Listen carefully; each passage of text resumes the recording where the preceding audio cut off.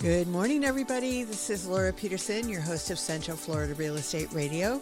I'm from Your Home Sold, Guaranteed Realty, and to discuss the sale of your home, you can call or text 407-566-2555. That's 407-566-2555. So I'm going to start out with the stats today as usual, and I've kind of been looking at really what's going on with the property taxes and this amendment that's coming up on the November ballot. And I spoke a little bit about it last week, well, quite a bit, but I went into more detail this week in regards to what's going to happen with the county budgets and all of that as a result of it. And so I'm going to go into that, and I'm specifically looking at Orange County. We could obviously look at all of the counties, and that would probably be a good thing for you to do and everything in figuring it all out. The biggest thing when it comes to a constitutional amendment on a ballot is that it's one paragraph and that's all you're reading. And a lot of times for people, that's the only thing that they see is that one paragraph. And so I just decided on this particular issue. It has a lot to do with housing, obviously. And a lot of people, when they're coming to town and, looking at our property tax rates, they go, wow, they're high. And yes and no, we don't have any state income tax or anything here. And so there is some relief in everything in the way that they're looking at it. But how is that going to affect the counties and everything as well? And so I'm not trying to be opinionated here. I'm trying to just, give the facts as I see them, which obviously I've got my own opinions and I'm sure they're coming out. But I'm finding it very interesting to do the analysis and some things that I thought were true or not, and other things that I weren't thinking of running into. So I hope that it's interesting and all of that for you. We'll probably be doing this for a couple more weeks because next week I've already decided that I'm going to look at the impact fees and what they are and what's going on with that. And what the impact fees are is that when a new construction property is built, there are fees that are assessed by the county in order to build that new house. So, like for example, every new house that comes into effect, there's they've got to be taken care of by the schools, by the fire, by the police, by the roads, by the parks, and all of those which are the main things that the county takes care of. And so all of those things are impacted when they build a subdivision of like 400 houses, for example. And so you can't just throw all those houses in there and not have the infrastructure in order to make it happen. So basically that is what I'm going to be covering next week when it comes to new construction, what those impact fees are and all of that kind of good stuff. But, so it kind of gives everybody the opportunity of, growing, which is what we want to do, and how they handle the growth. The interesting thing to me, is that it just kind of reminds me of the impact fees, and I'll get into the stats here in a minute. But when you're talking about the impact fees, another fee that comes into play when people are purchasing homes that you really got to know and look at is in a lot of these homeowners associations now, they do have a capital contribution as well. And so basically when they have a capital contribution, what that means is that the incoming buyer has an additional fee that they pay in addition to the monthly or annual HOA fees, whether you're paid on the monthly, the quarterly, or the annually. And so they've got that. And I was just looking at one of Celebrations the other day, and it used to be that it was 1 year of the homeowners association, which is roughly about $1,200 or $1,300, somewhere in that range, that you paid to come in. And now they have made it that it is 0.5% of the purchase price. And so if you're buying a $500,000 house, then 0.5%, I think that's $2,500 if I'm not mistaken. but I'm going to figure it out just to make sure. It's, let's see, 500,000 times 0.05 is $2,500. Yeah.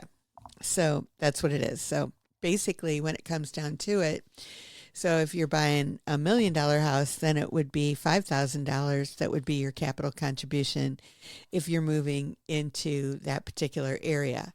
And, it's not just like Celebration. There's a lot of communities that have them, that have these CDDs.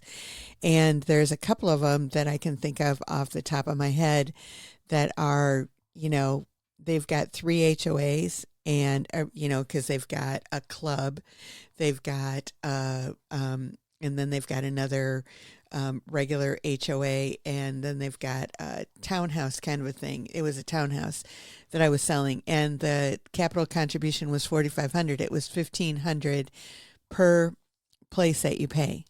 So this is a one-time fee that buyers have when they're moving into the community.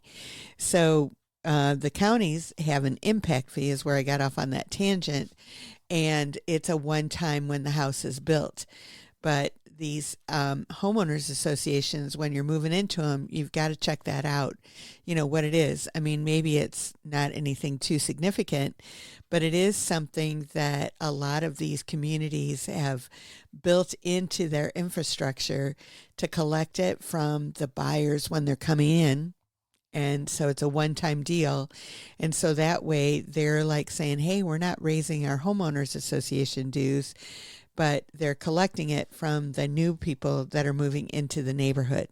So that's kind of what's going on with that. And I find all of this stuff very interesting when you're looking at it. And it's like when you go into it and you unpack it and all of that, it's no wonder that the reason why people need and use realtors and people like myself, because there's a lot of things that come into play there that you might not be thinking about when you're looking at a particular neighborhood. And maybe you find out about that impact fee at the very last second, like maybe, like a couple weeks before closing, and you really should know about it before you put in the offer, right? That that you're going to, have those fees and those kinds of things that are going to be going on with it.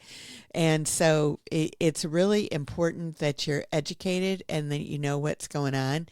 And not that it's a bad thing at all, but basically when it comes down to it, it's just knowledge and knowing. And so when you're comparing one neighborhood to another or something like that, that you're looking at apples to apples and all of that. And you might say, hey, it's worth this neighborhood to pay an extra $5,000 at closing to be in it than to pay, the same price for that neighborhood over there. Both houses are maybe $500,000, but that one I'm going to get, for $2,500 when I move in, if it's a 0.5% of the purchase price that I'm going to pay, that you wouldn't have to pay if you were moving into that neighborhood over there. So basically, it's just really important to know all of these little details, all these little nuances. They're not always easy to find when you're 30 days out, but they sure pop up, before closing and everything. So it's just important to know and know what's going on. And that's what I think is, and the other thing that I've noticed now is, so they've got like a fee when you're going in, and some of them have got a fee when you're going out. It's not as much when you're going out, but they do have those fees. So it's really interesting in where we're going. So I didn't even get to the stats yet this morning, but I certainly will after the break and everything. And so in order to get in touch with us, you can call or text 407-566-2555. You can find us online at centralfloridarealestateradio.com. And I will see you after the break. Welcome back, everybody. This is Laura Peterson, your host of Central Florida Real Estate Radio. I'm from Your Home Sold, Guaranteed Realty, and to discuss the sale of your home, you can call or text 407-566-2555. That's 407-566-2555. So I am going to get to the stats right now and let you know what's going on. And basically, in a nutshell, everything is very stable, which is what I always like to hear. There's always a few nuances and everything that are going on with the stats in particular. This week, there were 802 single family homes that were sold, and that compares to last week that was 811. So pretty consistent there. Our inventory is at 13,491 and or 13,941, I'm sorry. Basically is what it comes down to. So that comes out to about a 4 month supply. So between 4 and 6 is considered a balanced market. So we're heading from that. So we're kind of right on the cusp of a seller versus balanced market is where we're at. So what I tell everybody, and I find to be so true, is that how you have your house priced, because there is enough inventory out there, is how you're going to sell your house. Now, the list to ask price ratio overall is at 97.9. And this is the final price. So basically, it's I haven't figured out a way to figure out original price to final price. I know that the boards are able to do that, but they're not doing the stats the way I like them anymore. So basically, with the information that I have, it's the final price that they have on the market to what it sells for, and it's 97.9. So when it comes down to it, first of all, if you're making an offer, that's kind of what's happening out there. The second thing is when you're looking at it as a seller, you better be pretty close to market price, or you're not even going to get showings, is kind of what's going on in today's market. But of those 802 properties that sold, 60 of them were under 250, 68 between 250 and 300. 245 between 300 and 400, 161 between 4 and 5, 223 between 500 and a million, and 45 over a million. And basically the median price, like we talked about, is 415, which it was 409 last week. So just pretty stable. It's like within our typical margin and everything in regards to what's going on. We did have an over $10 million house sell this week, which was actually in Golden Oak, which is the community that Disney built actually on Disney property. And basically, so that sold over $2 million or $10 million, which is very high for our area. And everything doesn't happen very often that we have anything. Usually the $1 million properties are in the low millions.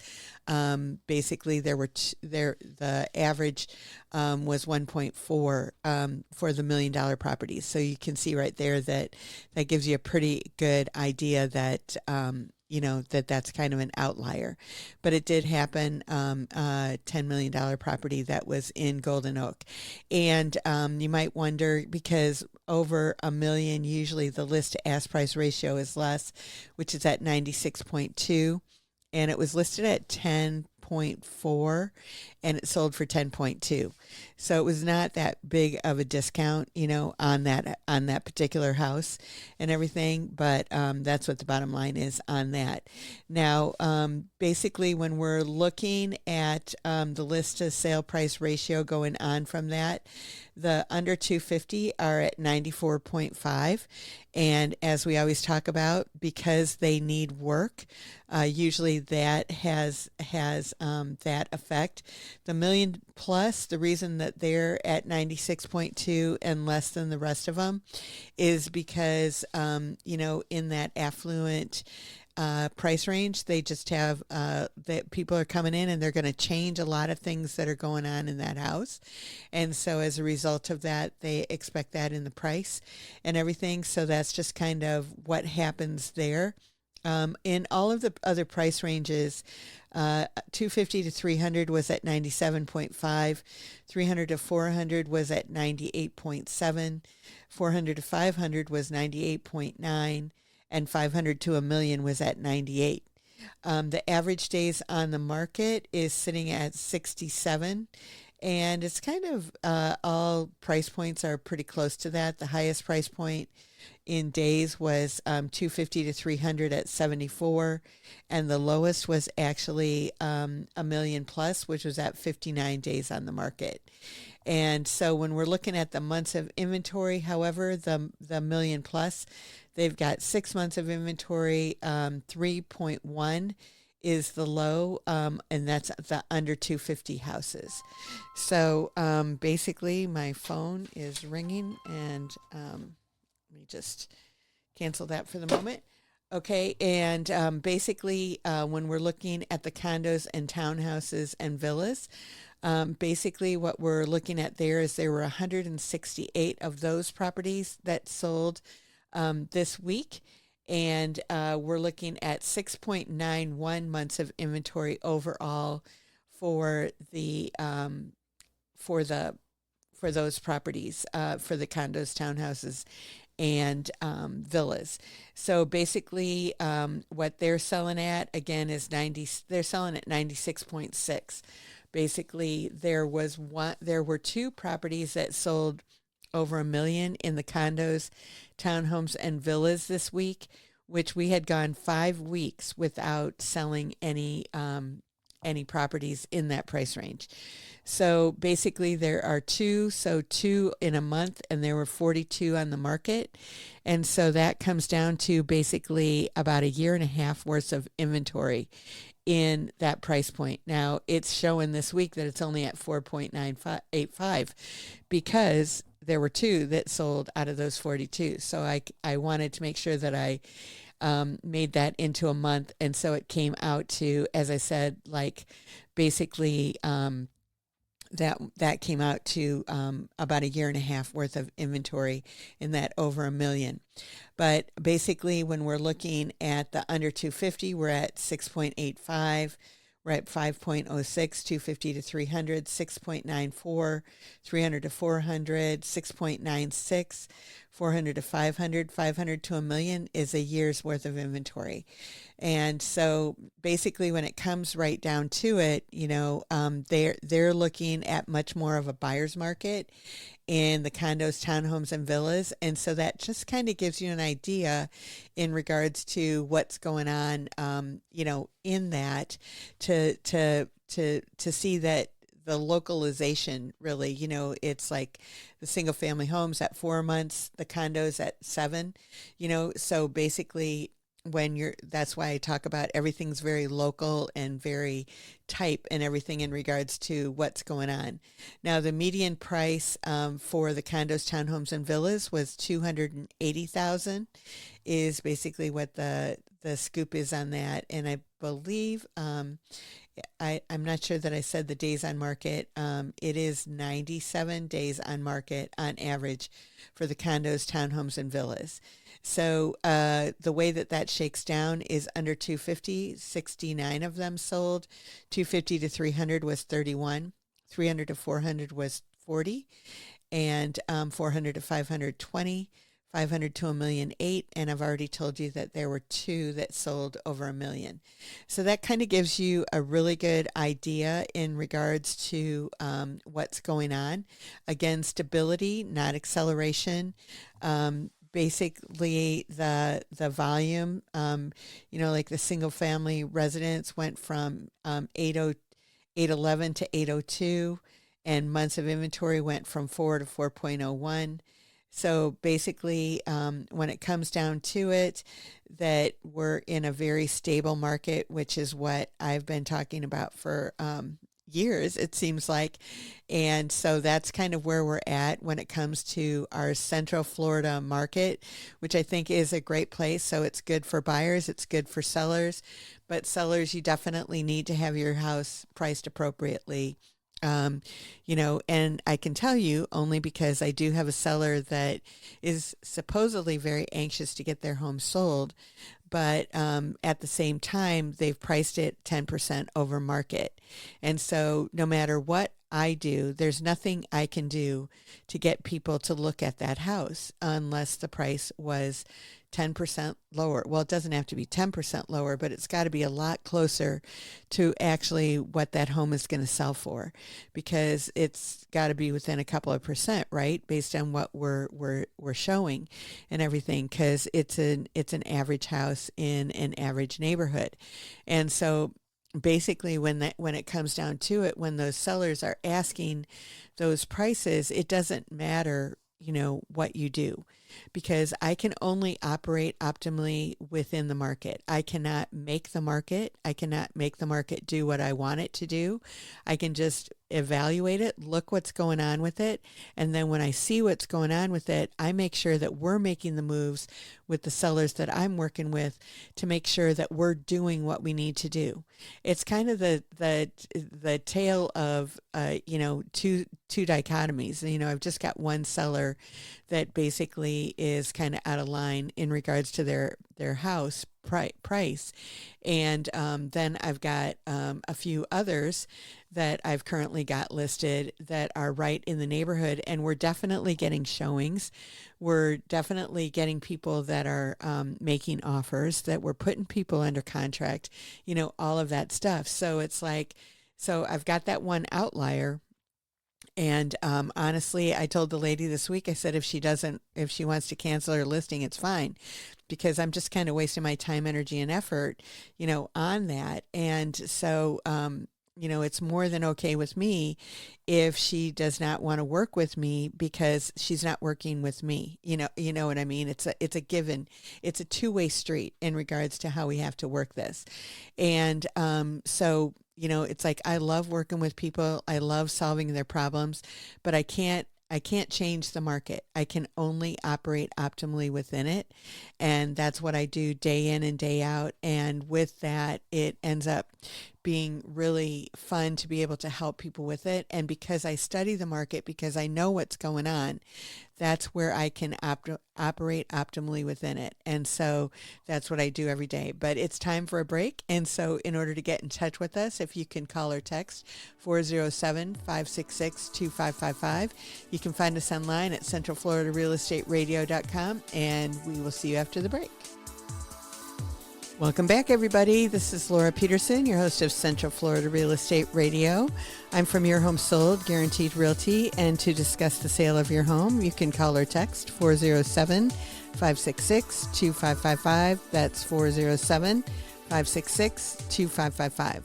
So basically, last week I spent quite a bit of time talking about this amendment that is going to go on the ballot in November, and it's the property tax amendment that basically, when it comes down to it, what it will do is that if your home is homesteaded, that it will actually give you, right now you've got a $50,000 deduction in the value, that the millage rate is run on, in order to, to reduce your taxes a little bit. And if your home is homesteaded, then the taxes can only go up like 1% to 3% a year, something very minimal. And and so this amendment that's coming out is raising that from 50,000 to 250,000 of, valuation. And so as a reduction in value, but it doesn't affect the schools. So the school budget is unaffected when it comes to that. So basically with, what we're going to be talking about and what I'm going to be going through here and everything. I was looking at Orange County's budget and what's kind of happened to it, and going through it and done quite a bit of research on it. It's all stuff that I find fascinating, because the property taxes in Florida are based on the assessed value, which changes when the property sells, or on what's going on with the market. So as the market goes up, then the county's income goes up. As the market goes down, the county income goes down. And so to me, I think that would be a nightmare to deal with, in doing that, just in looking at the value in regards to what's going on and what's happened. Basically in 2005, like the market shot up. It was like huge in regards to what was going on, and the property taxes went up huge as a result of everything that happened and all of that kind of good stuff. And then they started to fall, and they really hit bottom, in my opinion, in 2010. And then we've kind of been going up, since then pretty steadily until 2020 or whatever. And then after the pandemic was kind of over, everybody was like, I need to move. Everybody was trapped in their house, and they're like, I didn't like it, or I'm going to be able to work from home. And so it doesn't matter where I'm at, so I can move further out and I can have a nicer house, or whatever they wanted to do, but there was a lot of activity that happened after the pandemic. And so as a result of that, the prices went up substantially again, about 30%, let's say, somewhere in that range. Maybe it was 20, 25, but I think it was like 30. And so basically what happened is that the prices went up substantially in that year.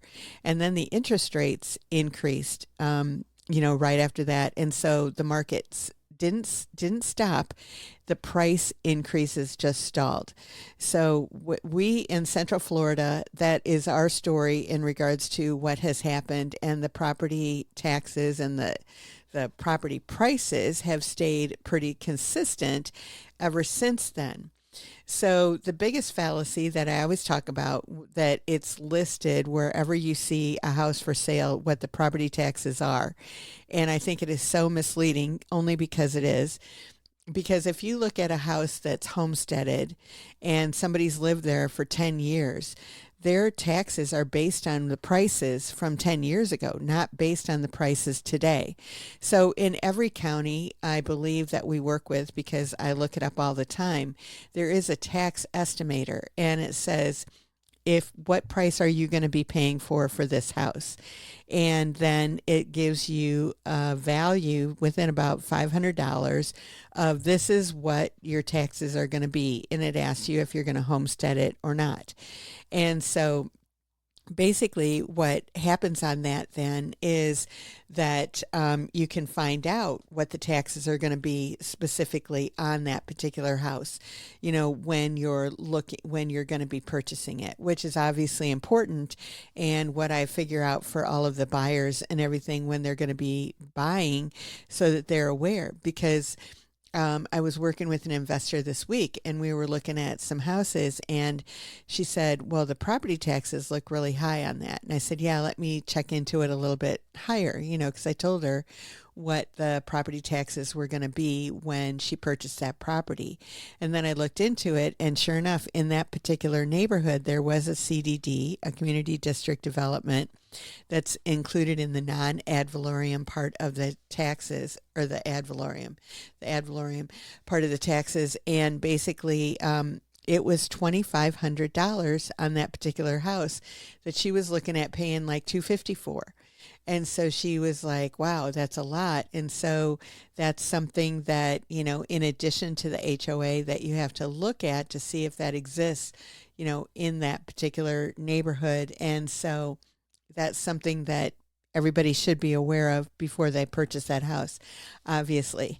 But getting into it, when we're looking at it, so I looked at Orange County to see kind of what happened in numbers. And so basically, the first figures that I found that they're estimated is that the property tax revenue in Orange County in 2016 was roughly 480 million. Okay. And that was based on county taxable values of 105 to 110 billion is basically what they are. So when we're looking at today, there's been 125,000 people move into our area, move into Orange County. basically in that period of time. And that's about a 7% increase in population. Okay. So when you're looking at it, you'd say, okay, well, 7% increase. So there should be, there's more housing and all of that kind of stuff there. So it would make sense that there was at least a 7% increase just by the number of people coming in, right? And so basically, if you took 110 billion times, you know, time if you took 110 billion 10 times, which is our tax base, times 1.07, then that comes out to 117 billion. So that would make sense that the tax base would go up by that, right? Just by the people coming in. Well, it's probably not $1,000 a person, but regardless, so by 7%. So I increased it by 7%. Then if you take inflation, which I looked at that, and that was another 30%. So instead of taking, so I'm going to take 110 times 1.37. Okay, so that brings us up to 150 billion is what the tax basis would be, provided that there was no change in the amount of value of the homes. Okay, so 150 billion. But guess what? In 2025, we were at 235 billion. So basically, what that means is so the county with their millage rate and everything like that, which they're showing the millage rate at 4.4. And I'll go into, a little bit in regards to what that is. 4.4347 has not changed the whole time. That from 2014 to today, the millage rate is the same. But the amount because the property values have increased, the amount that the county has brought in went from 480 million to 1.4 billion. Okay, so if I took the amount of taxes, let's look at that, 480 million times 1.37. So that's got the inflation in it, as well as the property taxes and everything, or the people coming in, the 7% increase in population, plus the increase in inflation at 30%, then basically that would mean that our property tax basis should be at 657 million, but we're at 1.04 billion property tax revenue. So basically, what my argument has been, that I've been thinking in the back of my mind for a very long time, that, as the property taxes increase based on the value of the homes and what they're selling for and everything out there, it doesn't necessarily make sense. Now, if you're homesteaded, this doesn't, it's like you're not affected by it necessarily because of that. But what's going to happen, that they're looking at is basically when they're looking at once this goes into effect, I'm going to be looking at that and letting you know like what the impact is on the county of Orange County, in specifically when it comes into effect, the amount of money that's going to be gone because of this 250,000 versus 50,000 homestead deal. So it's going to be a one-time deal is basically what it's going to be doing.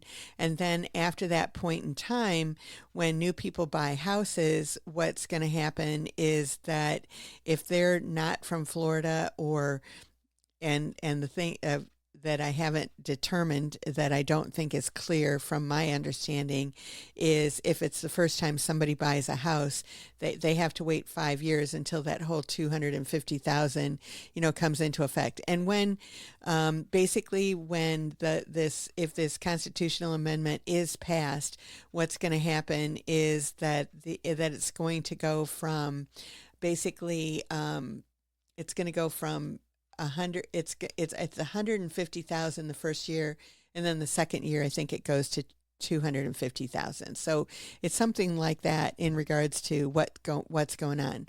But basically, it's time for the break, so I'm going to take a quick break and I'm going to review my stats to make sure that I know in regards to basically what the loss is for Orange County. There's a lot on this sheet and I need to make sure that I've got the right number. So in order to get in touch with us, you can call or text 407-566-2555. You can find us online at centralfloridarealestateradio.com, and I'll see you after the break. Welcome back, everybody. This is Laura Peterson, your host of Central Florida Real Estate Radio. I'm from Your Home Sold Guaranteed Realty, and to discuss the sale of your home, you can call or text 407-566-2555. That's 407-566-2555. So I've been talking about the property tax, Amendment 3 that's going to be on the ballot in November. And the thing that I wanted, and we're looking at Orange County specifically, it's the 5th largest county in Florida, and how it's going to be impacted. And so basically when it comes down to it, looking at, so what's going to happen if this law passes is that there will be impacts on the 2027, which is the 150,000 exemption tier, and 2028, which is the 250,000 exemption tier. So basically that it will affect 165 million is basically what it's going to take off of our $1 billion budget, if everything stayed the same the way that it is right now. And then in 2028 with the 250,000, it bumps it up another 100 million.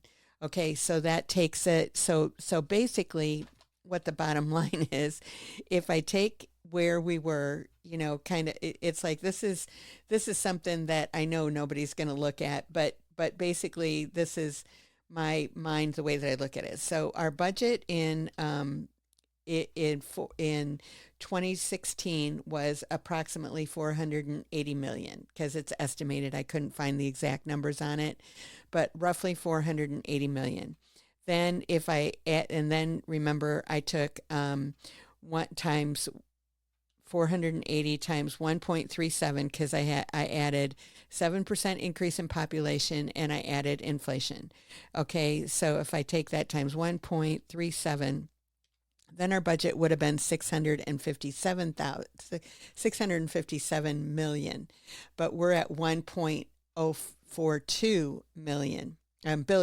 Okay, so basically what the bottom line is that we have increased significantly more because of the increase in property prices. Okay, and so if I take this 657 million minus 1042, then that's an increase of 384 million based on just the property tax increase. So the property price increase. So the difference between what the properties were priced at 2016 and what they are today gave an increase in the budget to the county of that amount of money, almost 400,000, 384.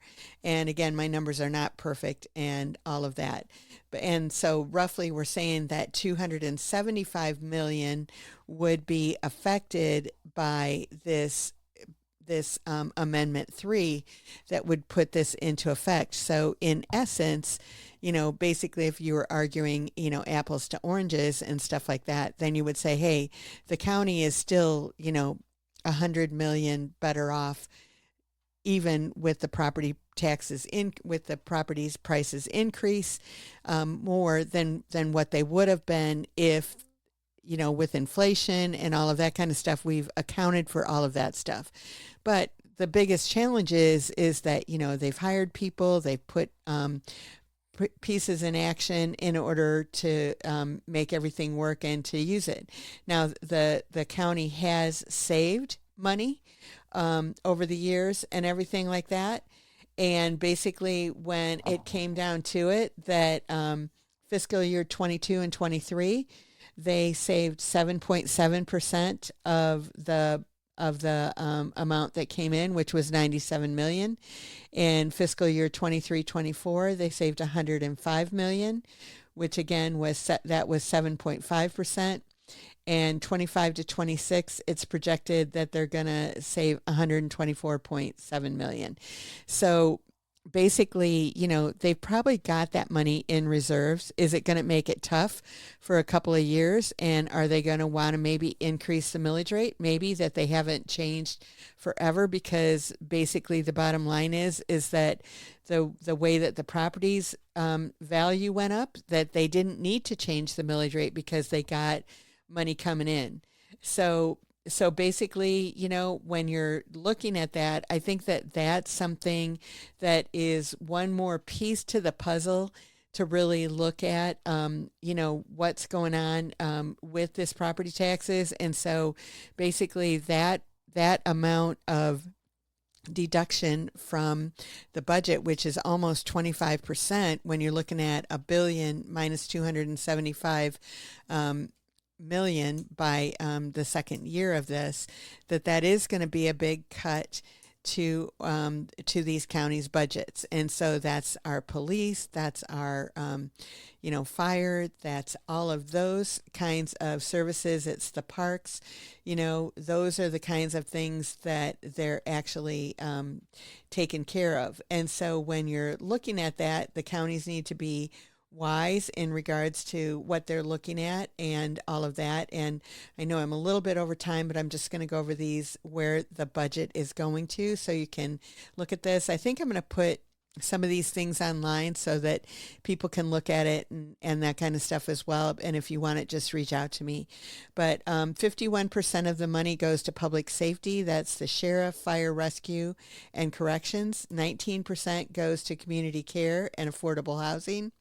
8% goes to internal operations. 7% goes to other countywide services. 5% goes to transit, and 5% is constitutional offices, excluding the sheriff. And then, what they're saying that 5% goes to reserves, and they put 7% in the last few years into reserves. So they've been responsible in regards to that and all of that. So that's kind of what the scoop is. So just kind of gives you a little bit of an idea in regards to what's going on. But anyway, hope you've enjoyed this, and I look forward to talking to you next week. In order to get in touch with us, you can call or text 407-566-2555. You can find us online at centralfloridarealestateradio.com, and we'll see you next week. Bye-bye.